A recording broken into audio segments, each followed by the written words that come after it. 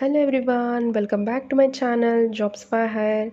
Today we are gonna to learn about selection process in class 14 BBA or MBA students, right? Let's get into our topic. The first one, definition. The process of choosing the most suitable candidate from applicants, right?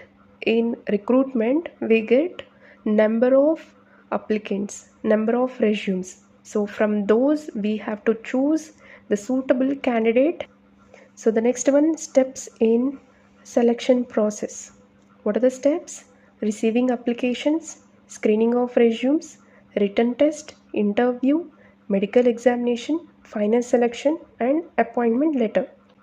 100 people apply for this job. Step 1, HR collect applications. In step 2, HR shortlist 20 resumes.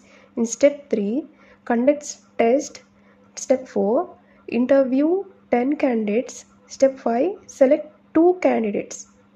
This elimination process is called selection. Okay, in the simple way, recruitment attracts, selection selects.